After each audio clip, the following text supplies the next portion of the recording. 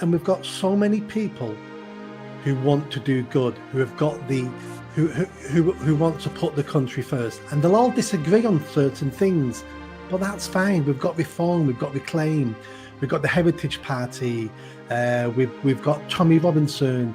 I could name another 10, 20 small parties or high-profile individuals, and they all want the same thing, which is to save the UK. The issue with Tommy Robinson is his accent.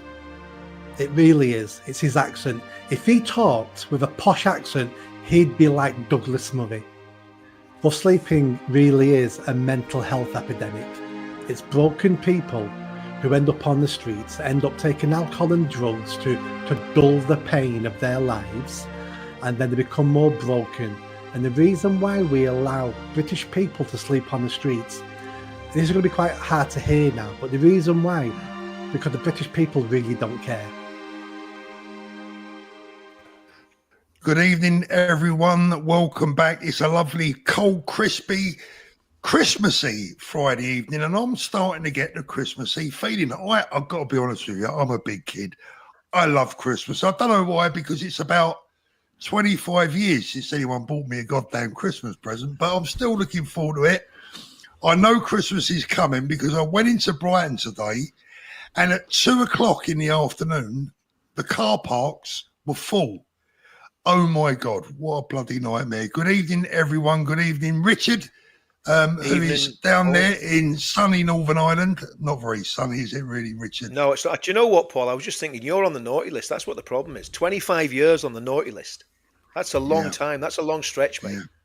Yeah. We've got Danny in Spain, where it is a bit warmer. It's a little bit. It's still pretty cold of a night, mate. It's cold of a night, mate. I can tell you.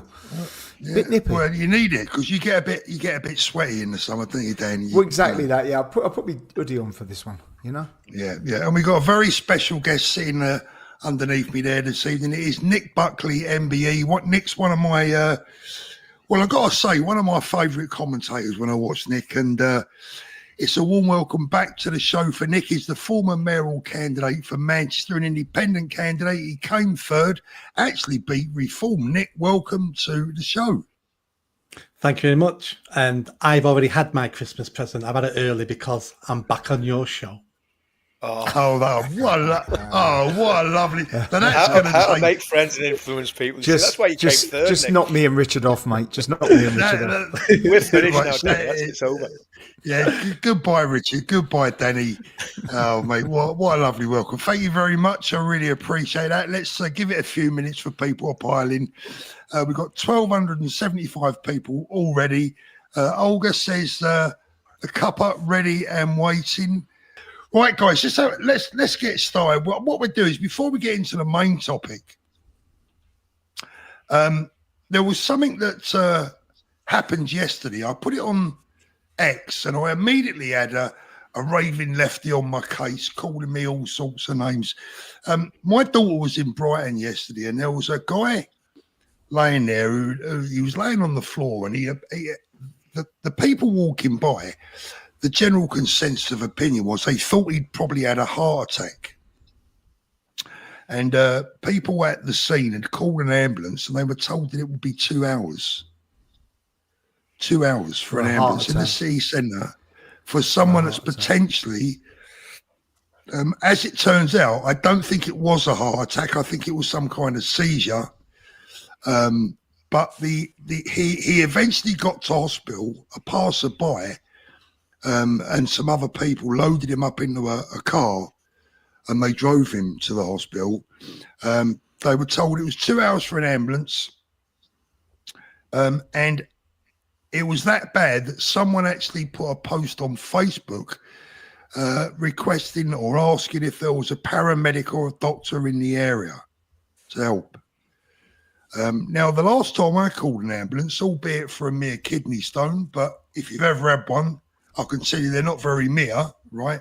I was told there were none available at all. It was like, we can't even tell you when. It could be 6, 7 hours. We just don't know. So again, I had to make my own way to the hospital, which in my case was possible. You know, my wife sort of shoved me in the back of the car, and I laid there screaming in agony for the journey. But what sort of state are we getting in? I mean, Dan, what's it like in Spain? If you call an ambulance in Spain, do they have any problems with response times? Do you know? I don't think so. Fortunately, I've not had to do so for myself or the family. But I do know a few people that have. There's been an awful lot of people with cardiac arrest recently, and we had a guy walk into one of the restaurants the other day, and he come in every single morning, dropped down dead just before he got there. There was no chance of a recovery for him, unfortunately. But as far as I understand, the ambulance times are pretty quick here. But Paul, look, right, how do you combat this problem in the UK? Open up your floodgates, let everyone come in, which would be, they never get sick, the new people, do they, that are coming in left, right and centre, legally, illegally, whatever. It doesn't take a mathematician, does it, to work out if you've got 10 million people or 100 million people, you're going to obviously struggle more with your services than 100 million people if you're not combating the problem, is it? And we're not combating the problem, are we? So, it's simple mathematics. It will only get worse, won't it? Nick, what about where you are? Is there similar sort of problems, or do you not have so many problems? I don't know. I think this is a problem no matter where you live in the UK. And the bigger the city you're in, the bigger the problem. This is just another symptom of our country failing. We're slowly turning into a third world country where you can collapse on the street and you can lie there, not for 2 hours. There was a woman who broke her hip a couple of weeks ago. That was on social media. 5 hours, this 80, 90-year-old woman lay on the street with passerbys putting their coats on her as blankets. 5 hours for her, for an ambulance to turn up. I mean, what's a solution to this? I've no idea. But if I worked all my life in the NHS, I know for a fact I'd have the answers. But nothing works. It isn't just the NHS. It's everything. Everything is falling apart around us, and we just seem to be accepting it. Yeah. Richard, do you know what? This week, I mean, me and you were having a little chat earlier on, and I don't think I've ever felt so tired with the whole thing this week. I felt drained. I've got to be honest, and I shouldn't really say this because my job is to try and make people feel better. But I felt very frustrated this week. I felt a bit low because I see so many. I put a post on X earlier on, and it just summed up how I felt. And I said something about every single serving politician that we've had from all parties over the last 10, 15, 20 years. Every single goddamn one of them pretty much has been a waste of time, a liar, full of deceit, and has let everyone down to the point of absolute failure and treachery. And I'm just, like a lot of other people, I just despair at what I see. We see that beautiful young girl that was brutally murdered by her parents, step-parents, wherever they are. The failure to spot that something there wasn't right is just beyond me. And this is one organisation after another, one person after another, taking money from whoever pays them and not doing their goddamn job properly. We pay them. Never forget, we pay them. Yeah, exactly. Nick just exactly. It drives me to the point of despair. Paul, Nick just said that lady waited 5 hours for an ambulance. Then how long would she have waited for a hospital bed? How long? Yeah. It's not just there, is it? It's failing the other end as well. My dad was in hospital a few weeks ago, as you know, and they were having areas in the corridors where they had cordoned it off with like some sort of, boards and stuff, and they were doing work on people inside in the corridors. Oh yeah. Well, the corridor. I think the hospital corridor now has simply become another ward. Let's have a little look at this image today that took my eye on X earlier on. This is the scene. I want to show you this scene. Here are the belongings of a gentleman called John. He was 65-year-old British man who died a couple of days ago. He died alone and cold, and he was left to die at the side of the road by a car park. He had no heating, no home, no heating allowance, no hotel room, no hope, no help, absolutely nothing. 65 years old, and that is where he died. Is that Paul, what he should have this got on a nation dinghy, has mate. come He would have to? been in a 5-star hotel. I You know, just we're cannot. failed in every single thing that we do in the UK, aren't we? We're failing every single thing, apart from the things that everyone's despairing about. It just beggars belief that we can get. I mean, Richard, we have a big homeless problem here in Brighton. What's it like in Northern Ireland there? It's not too bad. I mean, there is homelessness, but Northern Ireland's still quite a tight-knit community. But obviously, we're getting the problems that the rest of the country's had.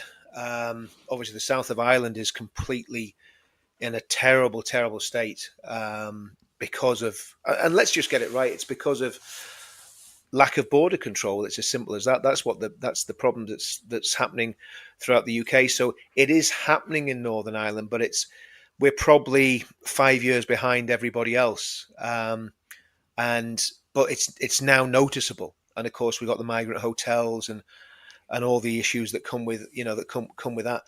And this seems to me like deliberate policy, not just by the British government, by the Irish government, by the French government, by the German government. They seem to be deliberately committing cultural suicide, and that is obviously, and again, like we've always said, we're not blaming the people that are coming into the country. We're blaming the policymakers and the people that are profiting from the people that are coming into the country. Absolutely. Now, Absolutely. don't get me wrong. There will be wrong uns coming into the country. There's no doubt about that, because it's so easy for them to get in.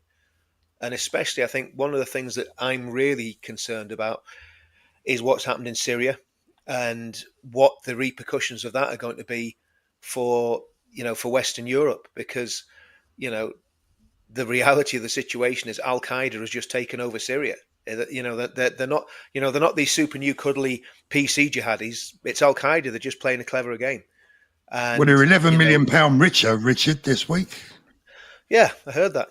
Yeah, I heard that. I mean, Nick, and they're what do you make? Still designated as a terrorist organisation, but we're giving them money. Yeah, I mean, Nick, what do you make of the government sending £11 million to an organisation that is on the proscribed terrorist list in this country? I mean, is that just not utter insanity? What is that all about? The only good news there is it was only 11 million, because when our governments give away money to foreigners now, it's in the billions. We've just promised Africa over 12 billion to tackle climate change. And let me give the government some advice. It's hot in Africa. It always has been hot in Africa. We're giving our money, we're giving our taxes away like it's going out of fashion. And then talking about that homeless man who's died. I've spent 20 years tackling rough sleeping. I used to do it for the council, Manchester Council. And then when I set my charity up, I set a project up within that, tackling rough sleeping. I know what I'm talking about. I advised Boris Johnson's government when he was PM on how to tackle rough sleeping across the country. We've always had problems with rough sleeping. Rough sleeping really is a mental health epidemic. It's broken people who end up on the streets, end up taking alcohol and drugs to dull the pain of their lives, and then they become more broken. And the reason why we allow British people to sleep on the streets, this is going to be quite hard to hear now, but the reason why, because the British people really don't care. How do I know that to be true? Is because I've never met anybody who's ever wrote to their councillor, to the MP, to the government and said, what are you doing about rough sleeping?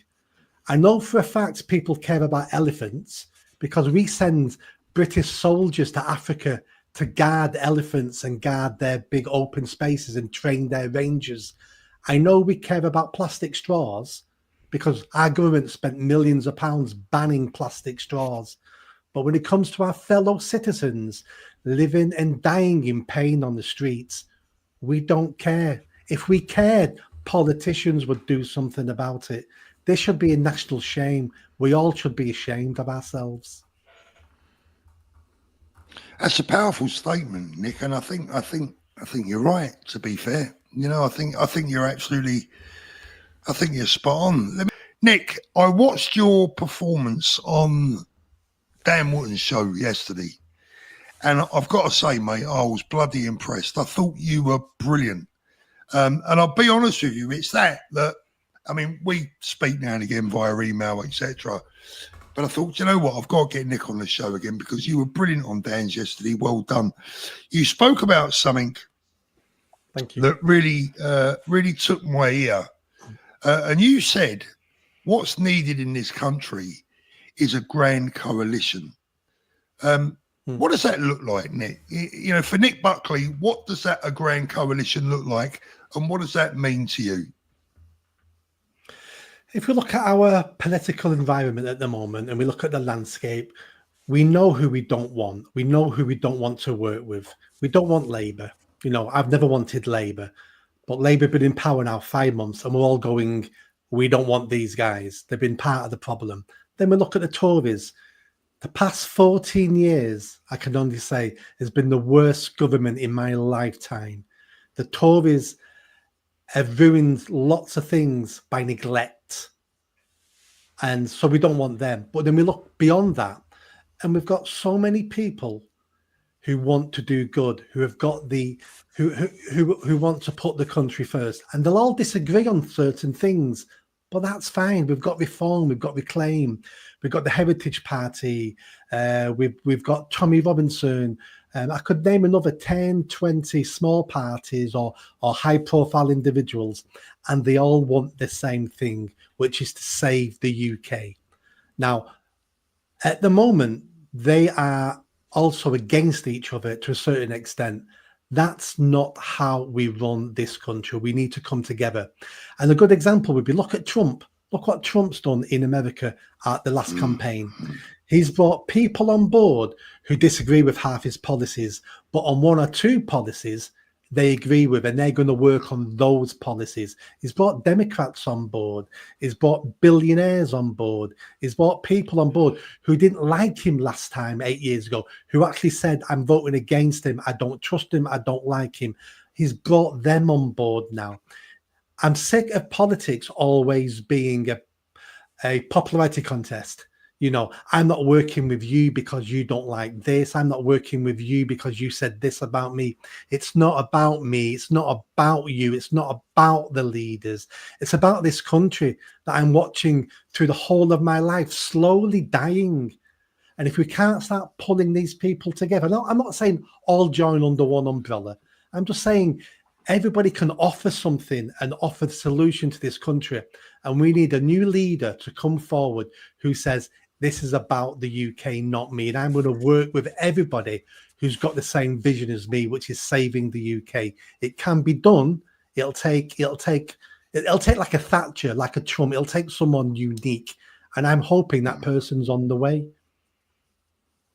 Who is that?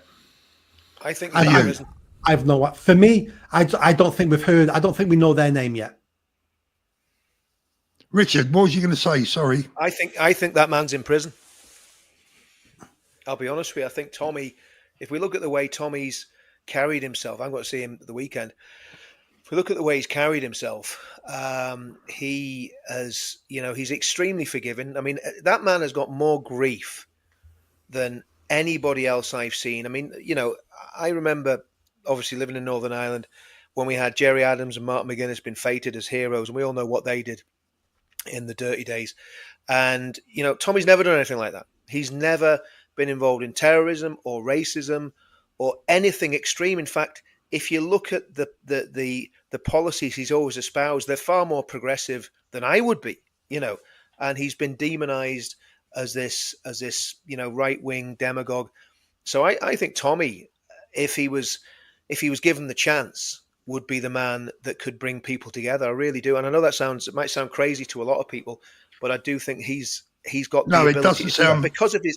It's because we know him, Paul, and we know what his personality is. You know, yes, he's a flawed man like all of us, but at the same time, he has got that likability factor, and he is an extremely welcoming and generous man. You know, so you know, and like I say, it might sound crazy to a lot of people, but you know, we know him and we know what he's capable of doing. Look, Richard, I agree with what you're saying, but I think my question to Nick, or what I was perhaps talking about more, was prime minister material. I mean, as much as we love Tommy, I don't think Tommy is the first person himself to admit he wouldn't want to be prime minister, let alone the chances of that ever happening. So I think my question to Nick Moore was, do you have someone in mind that's going to step forward and potentially become a future prime minister? And you're saying, Nick, that you don't believe that person has come through yet? The only person you could maybe put that label on at the moment to become prime minister would be Nigel Farage. Is he the person to do it? I don't know. I know lots of people who dislike him, not because of, like Tommy Robinson, not because of anything he said, just because he's a Marmite figure. I don't know. I really don't know. I just believe that cometh the hour, cometh the man, or cometh the woman. It's a great question, because you know what, Danny? I've often said, it's funny Nick should say that. Danny, I've been saying for years, as long as I can remember, of all the millions and millions and millions of people that live in this country, that has been, let's be honest, this has been the greatest country on God's earth over the years. And there's not a nation on this planet that comes anywhere near to the achievements that we've achieved over the years, over history. Over the years, and not now. Over the years, not now. And I can't believe that we can't find one person, just one, that is capable of crossing all the T's and dotting all the I's, coming together, uniting. Uniting, I mean, as Richard knows, trying to unite people. What we've said before about it's like herding cats. It's like herding cats. I mean, I think there's something we've got to factor into this, and Nick touched on it. I'm not sure if he said it before he came on air or after he came on air. So forgive me if this was off air. But you said about the subject of your next book. Is it okay for me to mention what you're going to do the next? Yeah, okay. So Nick said he was going to do the next book on white supremacy. One of the problems we've got on our side of politics is there is an extreme right wing.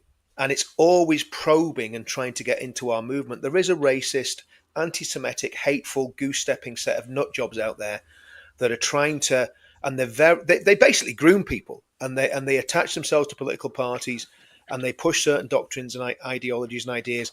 And it's happened in every party. They've had them in the Conservative Party, they've had them in Reform, they've had them in UKIP, they've had them in all of the parties on our side. And that's the problem.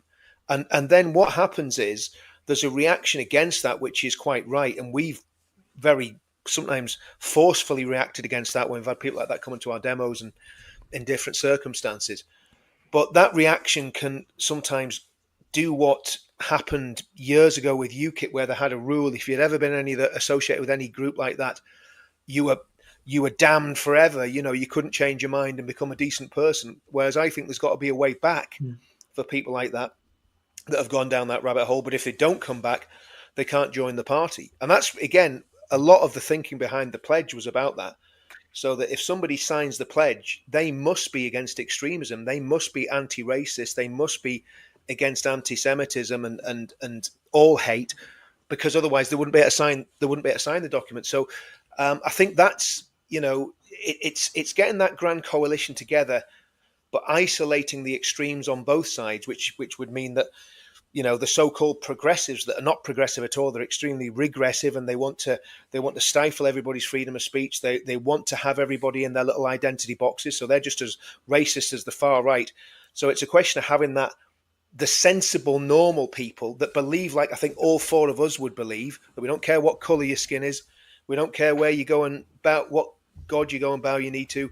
What we care about is what you think of Britain and how you think Britain should be made to work better for all the people. And that's always been, our doctrine. So that's my thing. We've got to be able to unify about what are common British principles. And obviously, at the end of the day, we've also got to acknowledge that Britain has been for 1600 years a Christian country, and that's got to be acknowledged in that mix as well, that our DNA is Christian DNA, and that doesn't mean that we make everybody that comes to the country be a Christian. It just means that people that come here have got to acknowledge that, and that's got to be a foundational thing as well. So I think certainly respect it, Rich. Certainly, got to respect that it's a Christian country that they're moving and not to. try and push other cultures on top of it to the take extent over. that that's pushed out and taken over, and people are forced to act in a certain way. So we're fighting on all these fronts at the same time, and it's extremely, and that's why you're tired, Paul, because that fight is very much going on in what we're all involved in, because we're constantly involved in these struggles. And I've been doing this for 7 years, and it has never changed. It's always the extremes on every side that are attacking us and trying to stop us doing what we're trying to do. Yeah, I think one of the reasons I've been jump in there?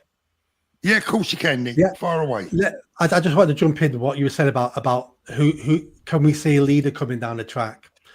I've started saying to people, stop looking for a leader, because you're a British man or you're a British woman. We don't need a leader. If we spend our time trying to find someone who's going to lead us to the promised land, we're more likely to pick a con artist. So stop looking for this person to a Gandhi, a Dr. Martin Luther King, a Mandela. Let's stop looking for someone to save us. The only people who can save us are us. If you're waiting for someone to save you, then that means you're not carrying your own weight. That means you're not doing the things in your life that you need to do to save your life, to save your family, to save your community, to save your country. Once you're doing that and you're involved in saving everything that needs saving, leaders automatically float to the top. But because we've spent the last 50 years living in a socialist state, we keep looking for other people to fix our problems. The person who's going to fix this problem are me, you, and everyone listening to this. And then a quick point on Tommy Robinson. The issue with Tommy Robinson is his accent. It really is. It's his accent. If he talked with a posh accent, he'd be like Douglas Murray. But because he's got a common accent, he's been demonized for the last 20 years. And that's because of our class system over here. He's never been taken seriously, and he's been demonized because his accent and where he was born fits into the narrative. But like I said, his views are no different to Douglas Murray. Absolutely. I would say his views are not much different to Robert Jenrick's when it comes to migration, etc. I mean, if you listen to what Robert Jenrick's been saying for the last few months, particularly about migration, I don't see a lot of difference, if any. Quite frankly, there's actually a very interesting thing that Tommy said years ago, and not many people have picked up on it. And he said, when David Cameron said multiculturalism has failed, Tommy said, no, it hasn't. That's what Tommy said. He says multiculturalism hasn't failed. He says one culture's integration has failed. It's not the Sikhs, the Hindus, the Buddhists, the Methodists. We all know what it is. And that's what the problem is that Tommy's highlighted. But because that problem is so well financed and so well organized and has such a lot of power, not just in the UK, but around the world, it is literally a heresy that you will not be forgiven for if you're vocal about that specific problem. And it's the cowardice of our mainstream politicians, the media, the police, the judiciary, which are all incidentally now completely infiltrated by extremist groups, that is exacerbating this, and meaning that Tommy is sitting in prison, not because he made a film, but because they want him out of the way. And that's the reality of the situation, because he's a threat, because he can galvanize people, and like the Pied Piper, he can lead an army, and not about a physical army, but he can lead a lot of men. And that is why they're absolutely terrified of him. And I find that a shame on Britain, an absolute shame on Britain. Danny, when I was in Spain a couple of weeks back, one of the things that my wife noticed, and she said how lovely it was, is that it's very obviously a Christian country. Yeah. Very obvious. There's crosses everywhere. There's churches everywhere. Very religious. It's a very religious. It's a very obvious Christian society. Do you think that Christianity's been bullied in this country? I think it's been completely destroyed in the UK. I mean, like I say, going back to our so-called Mayor of London, he's implementing. I mean, as everyone's got to have seen the Christmas tree they've just put up. It looks like a corn on the cob. It's embarrassing. It's an embarrassment for the country. It really is. Came When out. they put the lights I on, reckon that if you came out of the blur your pound shop, eyes- didn't it? Seriously, mate, I don't even think it cost £1. I said to a couple of people that the Christmas tree on my car dashboard is better than that. I haven't got a Christmas tree on my car dashboard. I just want to make that quite clear. You're a liar, Danny. I bet you have. I bet you have. All right. He took the dice off to make way for it. Yeah. But seriously, Need the boxing, Danny, the boxing gloves, the dangly boxing yeah, gloves. the boxing gloves in front of it. No, look, right, when they turned that on the other day, I just saw a corn on the cob. That's all I saw. But anyway, moving that aside, I think Khan's behind that as well. It's all little hints, right? Implementing the congestion charge on electric vehicles on Christmas Day. That's when it starts, the 25th of December. It's an attack on Christianity. And they're all little things all the time, but it's ping, ping, ping, and they're just constantly doing it, tapping it away. It's dissolving, mate. That's exactly what they're trying to do. And that's all part of their plan, mate. This is not by mistake. None of this is by mistake. The immigration problem that we've got, migration problem, it is not by mistake. It is all being allowed deliberately. It's deliberate. Linda, I'm just thinking about the corn on the cob thing, and basically what you're saying, Danny, is that the Christmas tree came out of the slot bin at Nando's. That's basically what you're saying, isn't it? That's where it came from. Yeah, you've got it, mate. You've got it. Seriously, if you've not seen it, YouTube it. It's when they put the Christmas tree lights on. Honestly, it's embarrassing for the UK, in my opinion. Trafalgar Square, terrible. You know, look, my support for reformers waned and toed and froed and gone and come back again. And I mean, at the moment, I'm a little bit non-political at the moment. I'm just sitting back, biding my time, waiting to see what develops. I noticed before the show started, there was a few people saying, oh, you know, let's not have another night of reform bashing. Do you know what? I don't consider we've ever bashed reform. What we don't want, guys, what we do not definitely want is another bloody Tory party full of people that have just spent 14 years selling us down the river. I am sick and tired of posh accents, Oxbridge bloody educations, and people that just have not got a clue about real life. And like Nick just said, Tommy's problem is his accent. Well, you know what? I used to think, oh, there's no way someone like me belongs in Parliament. But actually, I'm thinking that actually it's now time for people just like us to be in Parliament. People with hearts and with common sense and with A-levels in life. Because the ones that we've had have let us down rotten. Do you know what, Paul? Much as I despise the Labour Party, if you look at the Labour Party obviously before my time, the 60s, but certainly in the 70s, there was a lot of people in Parliament with accents like ours, you know, because it was still then, the Labour Party was the working man's party. Now, I didn't like the politics, but they were the party of the working class, for sure. Yes, there was a few Oxbridge people in there, and there was some, you know, there was people from the House, you know, there was lords and what have you in there, but a lot of them were working class people who'd gone through the system and worked their way up through the unions or whatever. So, and even as lately as the fellow that just died there, you know, the guy that had almost as good a right hook as Danny. What do they call him? The one that chinned the guy Prescott, John Prescott. Yeah, John Prescott. You know, he was kind of one of us. You know, so but the Tory party's never really gone down that road. Yes, they had Lee Anderson, but he was a token that they threw out at the first opportunity. So I think, look, I don't want to go down the political road because I'm very much just sitting back at the minute and going, right, what's my next move myself? So I'm not going to start a party political broadcast for anyone tonight, but you know, I do think the pledge is the answer to or a lot of this, because you're talking about bringing something together, Paul.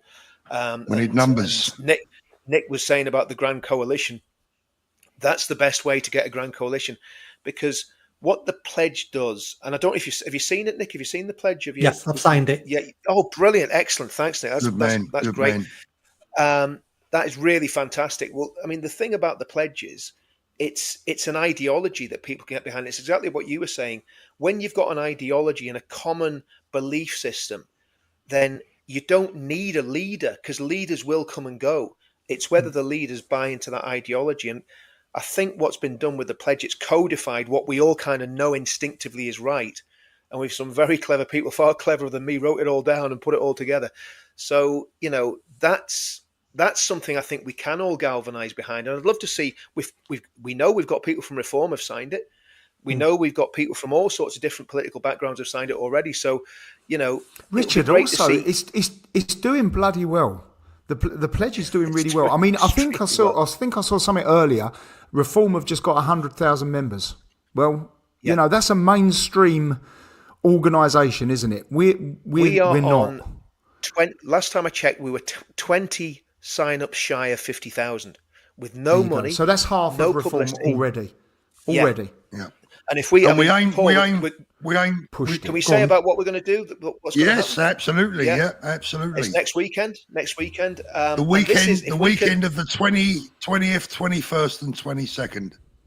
We're going to have our first weekend of action. I was going to call it a day of rage, but you didn't think that was a good idea, Paul, did you? No. I'm joking. No. But no, when something goes wrong in the Middle East, they have these days of rage. You know what I mean? It says let's have a day of rage where we get everybody to sign up. But no, we're gonna have 3 days of action. It's coming up to Christmas, so it's a big ask of all of us and all the people we're asking to get involved. But Paul, what are your thoughts on how it's all going to go down and how it's going to happen? Well, I think what we're going to do is we're going to appeal to everyone that's already signed the pledge to sign up at least one more person, preferably 101. But look, over that weekend, we're going to ask everyone to make the effort to nip round to your family, nip round to your friends. So all you got to do is take your mobile or your tablet with you and get as many people signed up to the pledge as possible.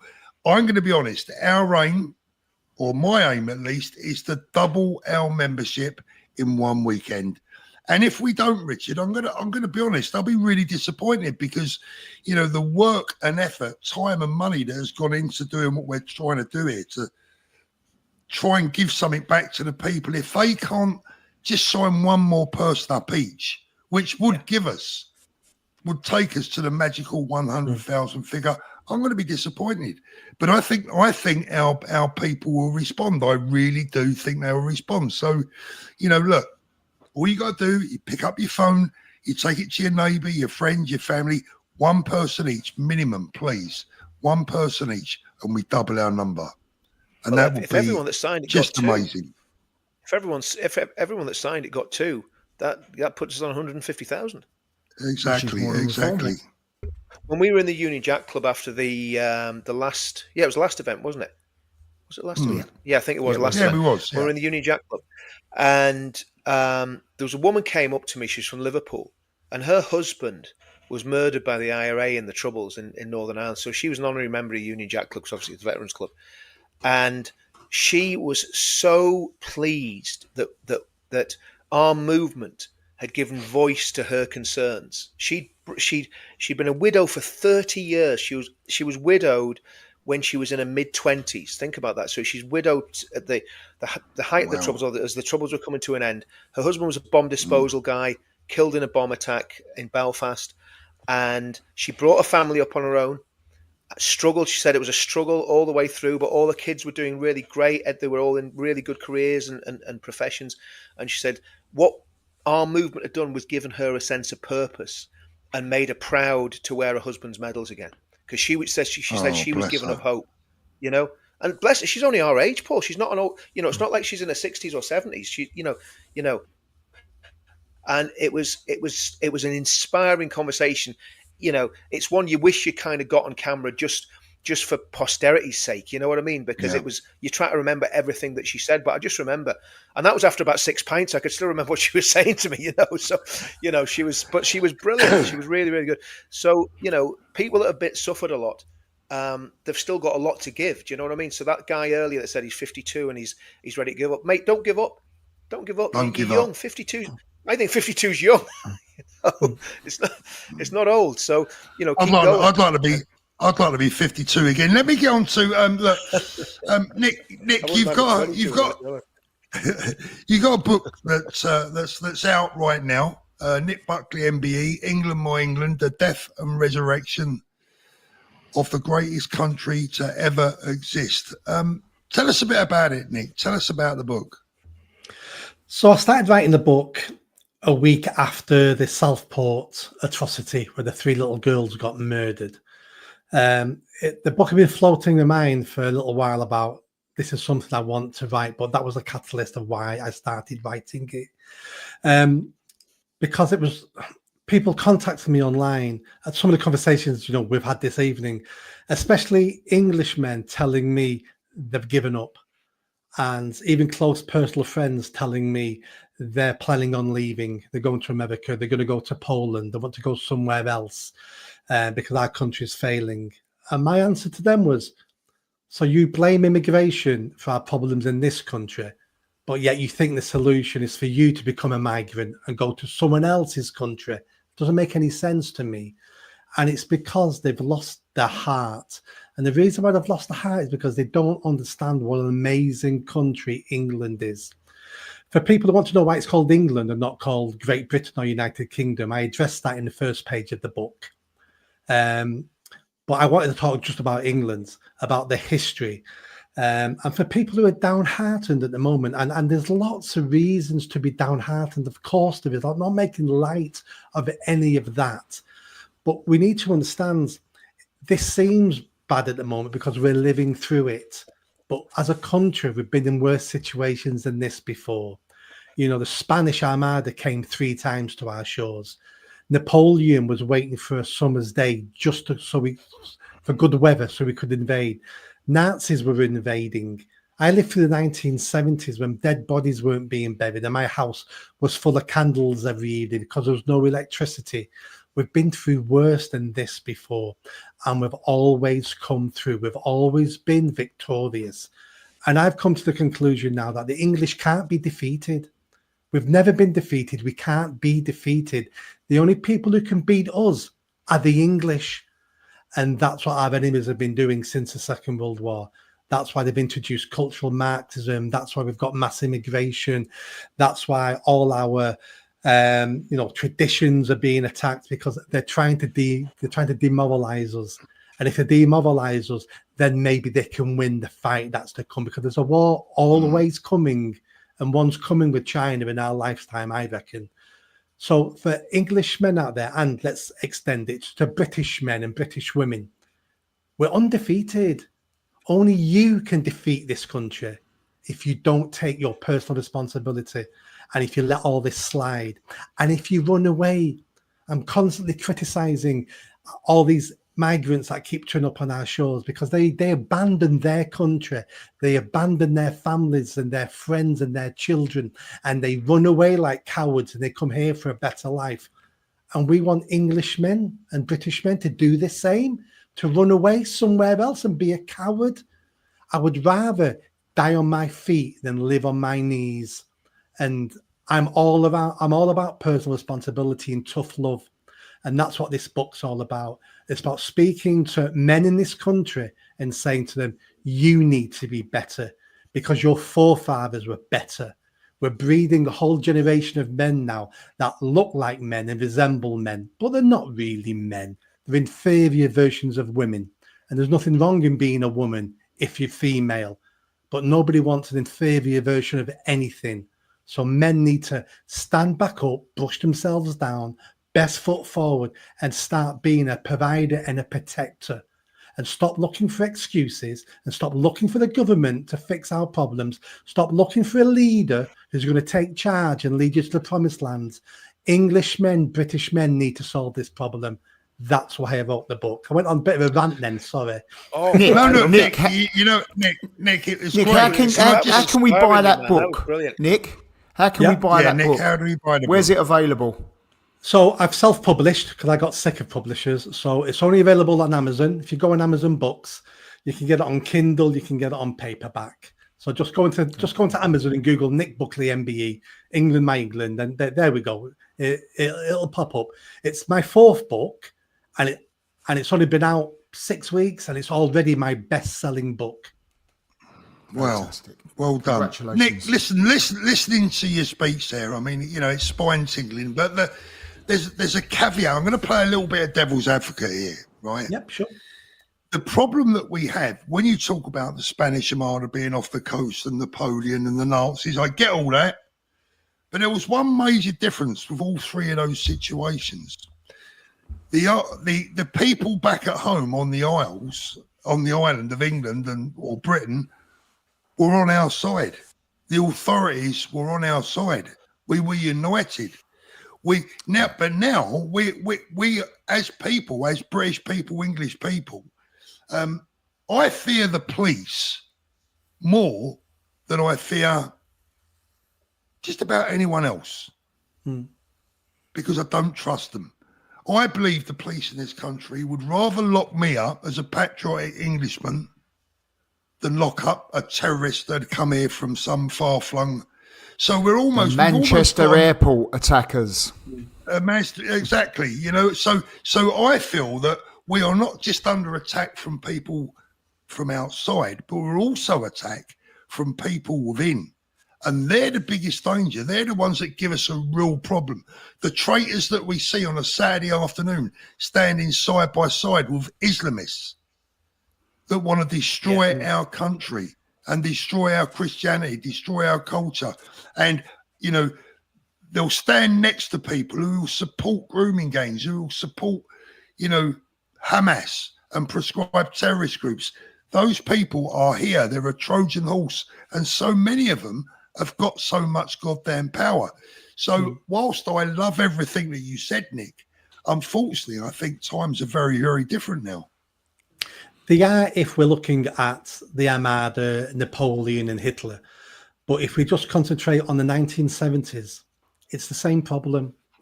It's this Marxist ideology that I think is being promoted by our enemies to destabilize this country and to ruin this country. We beat it in the 70s, and we know the 70s were really, really bad for people who don't remember the 70s. You should Google it and have a look what was going on in the 70s. You are right. It's harder to fight a battle when your enemies are also your next door neighbors and you don't know who you can trust and who you can't trust. It's a bit easier to mobilize and to gather people around something, a common factor, if the enemy is overseas, because it's easy to identify the enemy. Now, I don't think this isn't an easy fight by any means. The point I was trying to make with people is victory is on the cards. The first thing you have to do, I mean, this, boxing is good for this. Mike Tyson would say, I'd won the fight before I stepped in the ring because I'd look into the eyes of the opponent before I climbed over the ropes, and I knew I'd already won because he was terrified. Churchill says, a country that surrenders hardly ever rebirths because they live on their knees. A country that's defeated in war normally will come out of that because they've gained their pride and their self-respect.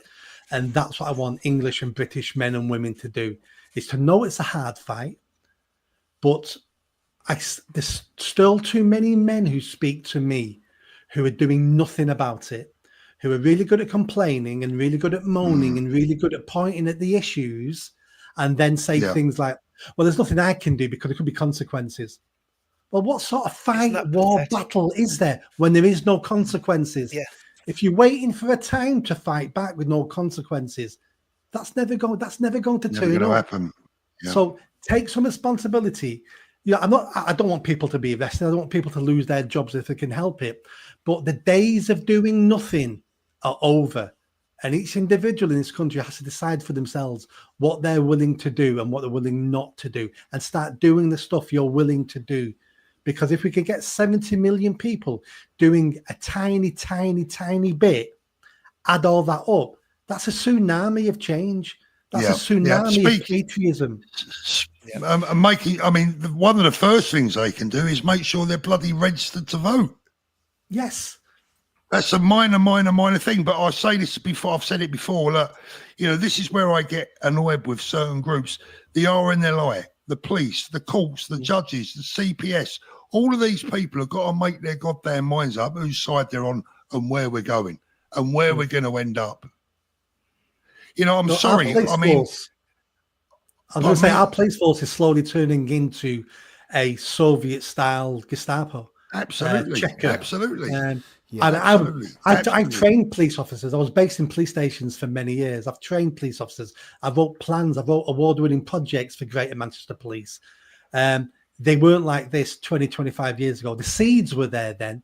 I remember looking at the seeds then. But when you've got law-abiding citizens who have never been arrested and never been prosecuted, they now dislike the police. Criminals have always hated the police and complained about the police. That just means the police were doing a good job. But now you've got law-abiding people who don't trust the police, who despise the police. That's not a healthy society. It's very And dangerous.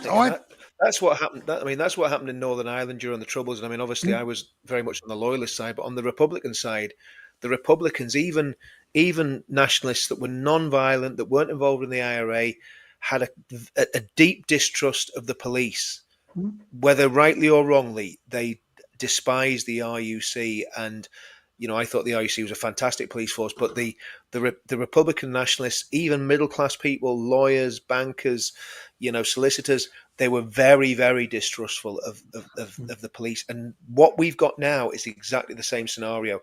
We work with the police on a regular basis when we do our demonstrations in London, and those lads we're working with, we've built up a certain amount of respect, and they do their job, we do our job, and we make sure between us we keep order and we keep the peace.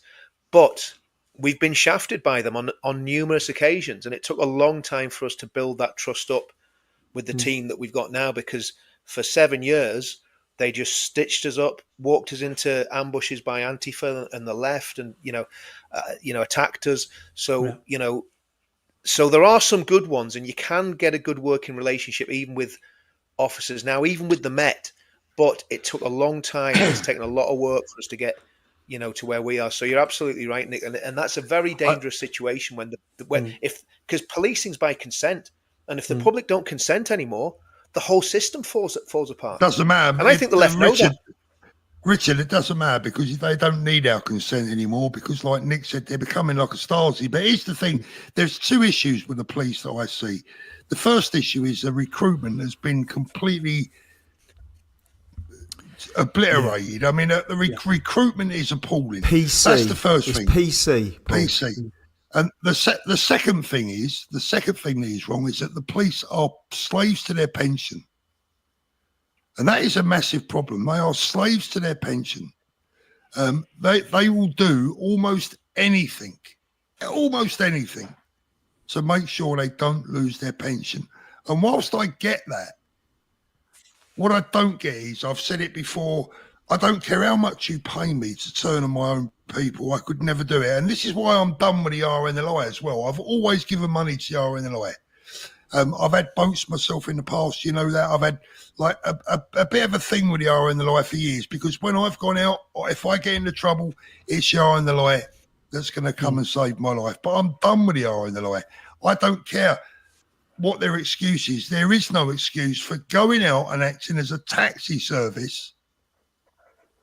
And by the way, an unpaid taxi service, because they're volunteering to do this job. Who is volunteering to go and pick up people to bring them back to this country, a lot of them potentially to cause problems? So I'm done with the RNLI, I'm done with the police, and we're fighting all these organisations that are, or should be, on our goddamn side. It's very, very frustrating. When they admit someone into hospital... I know what you're going to say. I was going to bring this up, exactly the same thing. That's why there's massive waiting lists. Yeah. The ambulance staff cannot leave that person until they've been taken over, until they're processed. When they took me in with my kidney stone, they filled me full of morphine, and I was actually not too bad. By the time they got me back to the hospital, they stayed with me for nearly an hour, just sitting next to the... Paul, they need a processing area, don't they, where the ambulances can come in, dump them in the processing area, and then they get moved through the system. The ambulance then can get straight out on the road, going to deal with further cases. Hence, then you won't have a 5-hour delay for a lady that broke her hip. Exactly, Danny. On the street. You know, I said- it just I needs a said to 'em- processing centre. It's not rocket science. None of this, Paul. But they don't seem to be able to get there. I said that to them, deliberate? I'm all right now, you can go. And they went, no, we can't leave you until you've been, Urban Scoop tonight. Was in touch with Urban Scoop earlier on. 4,000 people watching, guys, which is low actually for a Friday night. And there's a reason behind that. If you haven't already upvoted, please do so. Subscribe if you haven't done so already. Urban Scoop reported to me earlier on that views on their latest video are not what they should be. Views on a couple of my last videos this week have not been anywhere near what they should be. All of a sudden, we're getting the squeeze put on us with exposure. Very much so. Did a video yesterday, I released it. It's had 27,000 views. Normally that video will get 100,000 views. So something sinister is going on with visibility. And do you know what? And Urban... The worrying thing is that's Twitter as well, because Urban Scoop's only on Twitter. They don't have a YouTube presence because of Tommy. So and I've noticed my Twitter numbers have just stagnated for about a month. Haven't had no additions whatsoever. Paul, I did see a comment earlier saying, Paul, can you get Rumble? I know as a backup. Rumble's a waste of time, Danny. Nobody watches it. Right. Nobody watches it. Let's have a quick look. It's not censored, is it? It's not censored, I don't think. No, it's not. But it hasn't got the views yet. There needs to be a platform that's equivalent to if Elon did something that's equivalent. But I'm worried. Do you know what, Paul? I'm gonna just say it right. I'm concerned that because we're seen as dissenting from reform, that maybe I wonder is Elon putting the squeeze on Twitter, because Twitter is not giving us the results that we should be getting at the minute. And I hope I'm wrong. I hope I'm wrong. Let's have a little look at one second. Let me just remove that. Thank you, Claire, by the way. Let's just have a little look at a quick preview of what's on Urban Scoop on X. Please make sure you do not miss this. Sophie was just 20 years old when she started at Oxford University. She had dreams, hopes, ambitions, with a whole future in front of her, until one dreadful night took a fatal turn. This is Sophie's story. Obviously November, so 2 months in, she got attacked, and that kind of derailed it. I suppose it's every parent's worst nightmare. She's very innocent, very trusting. So the attack happened in a churchyard. Okay. I'd first met this man, or seen this man, way back in the city centre. Okay. He'd followed me for a very long time before the attack actually happened. So that is Sophie's story that I've watched already myself, and great production again from Urban Scoop, and Sammy's smashing it out of the park. Richard, Sammy's doing. I'm so pleased for Superb. Sammy. Absolutely superb. So pleased for Sammy.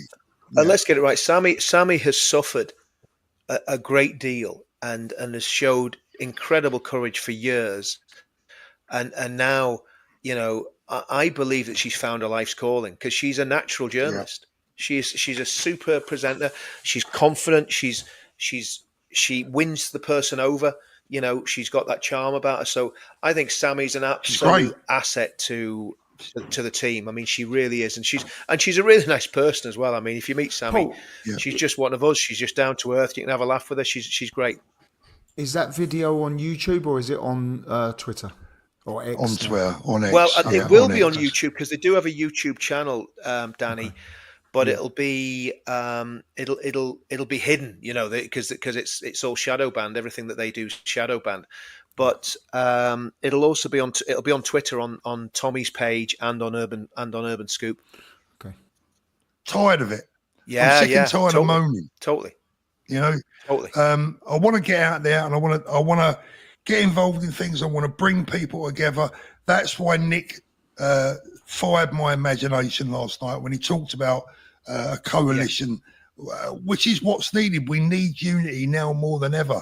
Lee, apologies for my previous depressing message, lads, but I believe the only way out of this damn mess now is to truly stick to reform, all of us. Simple. Lee, I'm not going to argue with that, and I'll tell you why I'm not going to argue with you, because I think you're probably right. However, there is a but to that, and Richard will probably have a bigger but than me. We must make sure we don't allow the formation of a second Tory party. That is not what we're signing up for me. And Nick, how do you feel about that? I've had this question several times now over the last few months, and my answer is this. Reforms seem to be the best choice at the moment. So let's use them. And I mean that in a derogatory term. Let's use them to take us part of the way of where we want to go. And if they take a wrong turn along the way, well, stop, reform, get off, and then another party, another vehicle will be there to take us the rest of the way. Reform look like they're heading in the right direction. So let's use them at the moment to take us on that journey. And if we don't like where they're taking us, get off. Treat it like a bus. That's how we should treat all political parties, as a bus, as a vehicle. We pay our fare, we get on. They're taking us to the destination we want to go to. And once we realise they're not going where we want to go to, get off. We get off. Sometimes to do a journey, you need to take a bus, a taxi, and do a bit of walking. So most the problem, Nick, I love an analogy, and I like that one. I'm also going to throw one back at you. The only problem with that is, mate, is that sometimes the next bus ain't coming along for a very long time, and it's a long walk. And that might be perfectly true, but waiting for that perfect vehicle to turn up isn't going to turn up. So we need to use the vehicles, the buses that are available at the moment. So it looks like reform is that bus at the moment. Let's use it until something better turns up, or until it's going in the wrong direction. Well, I'll tell you what, the bus that we're all on at the minute, all on at the minute in this country is heading for a brick wall, isn't it? Very fast. It's going to be a bus crash, because this ain't the bus we want to be on at the minute. Let's put it that way. Richard, I know you'll probably have slightly different opinions to that. Let's. Well, you said, I mean, you called it right, Paul. You said I've got a bigger butt than you. I'm going on a diet in the new year. That's all going to be sorted out, so we don't have to worry about that. That's going to be okay. But no, look, I mean, I like the idea of a grand coalition. I really do. I think it's a great idea, Nick, and it's what I've really been talking about. And I hadn't called it a grand coalition, so you better copyright that quick, or else we'll steal it on you, Nick. But it's a great idea, and that's what we're really talking about. We just hadn't called it that, So, and I think the pledge. I think we've got UKIP, we've got Reform. We've got loads of other parties. We've got Ben Habib doing his thing. We'll have Tommy doing his thing when he comes out. We've got all the citizens journalists. So we have the seeds of that grand coalition.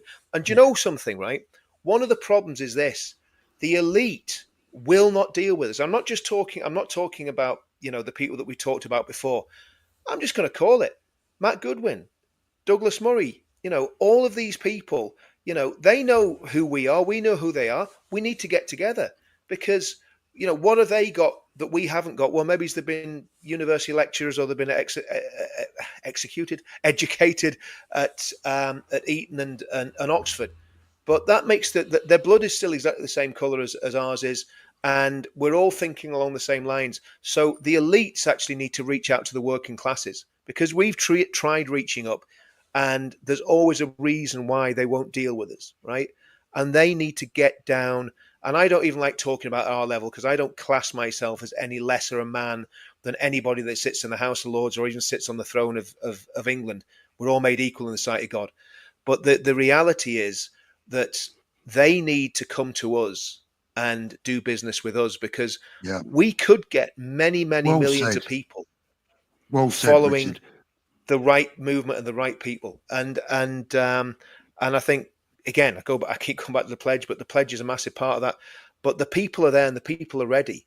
But it's a question of the people who have got the power now, who have got the influence, actually reaching out that hand, because we've reached out to them and it's been rebuffed and rebuffed and rebuffed. And it's about time that sniffiness and that elitism, and I'm not going to, I've met Douglas Murray. Douglas Murray's a very nice man. So I used him and I don't know Matt Goodwin either. I think he's actually from our sort of background.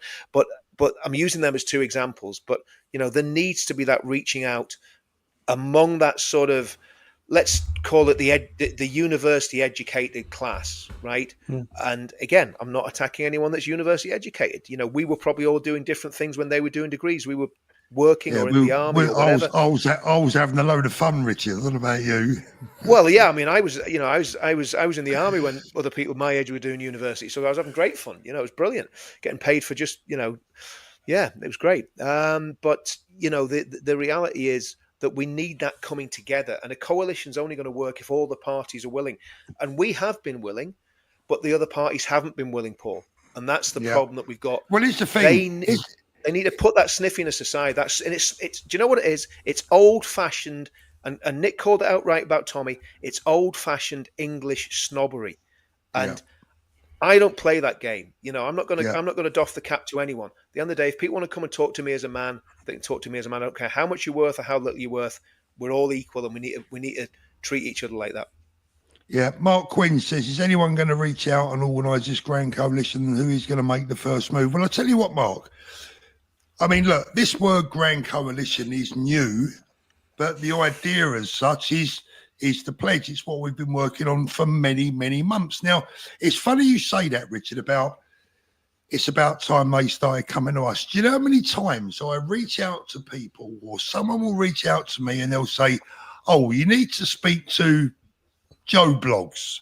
And I'll say, who's Joe Bloggs? They go, oh, they're very important. They once wiped Nigel Farage's wine glass or whatever. And I've got to the point now, and I'm saying, do you know what?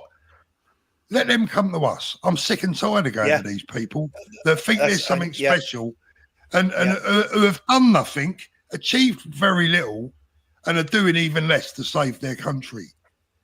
So this is why, if we can build the numbers on the pledge, we can start going and saying, listen, here we are, we're back again. We're not going away because we've got a job to do, and we're going to do it.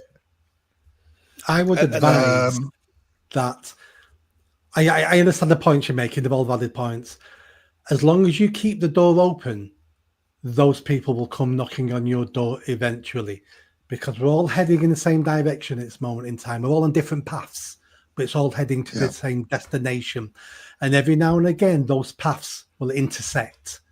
So you never know who's going to knock on your door to say, oh, I just heard about you, or someone's recommended this, or I saw the video.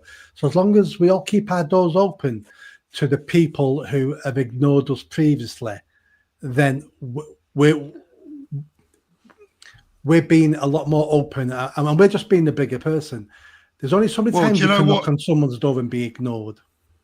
Yeah. Well, that's the thing, Nick. And do you know what? Again, credit. I've got to say, credit to Tommy, because when I went to see him a week ago, whenever it was, and I said to him, what are we doing? Have we done with reform? Have we just had enough? How many more times can we let them kick us in the balls? And he went, no. Let's give them another. Let's don't turn their backs on them just yet. Let's keep giving them another chance. Let's keep, let's hold out the hand of friendship, and let's try and unite. Let's invite Nigel to the next event. Will they turn up? Will they accept our hand of friendship? We'll see. But he was right. He was dead right. That's the thing, Paul. I mean, I think forgiveness is a very British value, and it's a very Christian value, and Tommy has it in bucket loads. And to be fair, I think most of us do. I mean, if I have a row with someone, and whether it's my fault or their fault, I will always go and hold out the hand to them. Now whether they take it or not, it's up to them. And you can't do any more than that, can you? But I'm exactly the same. My hand's always out. So I think it's absolutely right, Nick. We're always open to people coming to us. But I think the thing is, we're not going to go chasing people. We've chased a few people, and you get to the stage, you keep chasing, you end up with a restraining order. You know what I mean? You've got to be sensible about it. So, but those people know where we are, and there's no reason for them not to come and sit down and talk to us, to be honest with you. And if what you're doing keeps growing and growing, and you're going in the right direction, they will come and knock on your door eventually. Yeah, giving Englishmen And I think you're right. This is peculiar to Englishmen, because in Northern Ireland, men that are from Northern Ireland, on both sides of the divide, if you're from Northern Ireland and you're a Republican, you're proud to be Irish. If you're from Northern Ireland and you're a loyalist, you're an Ulsterman. Scottish men are all proud of their country, and a lot of them are not too fond of the English. The Welsh are proud of the country probably to a lesser extent, but the English have been deliberately by the state, by the media, by the powers that be, demoralised, despised, rejected by that elite again. And I think your book is so timely to put, backbone back in the English. I made a speech years ago about the grooming, saying, "Where are the men of England?" Allowing this to happen. And I think it's vital that Englishmen get their pride back, and not an aloof or arrogant pride, but just hold on a minute. We're English, and we're going to stand, for what we believe in. And Nick, I think you need to come to the next event and speak. I think Nick, what are you doing on the 1st of February? You're invited. 1st of February, Central London. I've no idea. You're cordially invited to our event. Right, thank you. We share their frustrations, and like you spoke about spinning plates. I think the viewers need to know that there is so many things going on in the background right now. Yeah. If there are times when we appear to be sitting on our hands, trust me, we are not.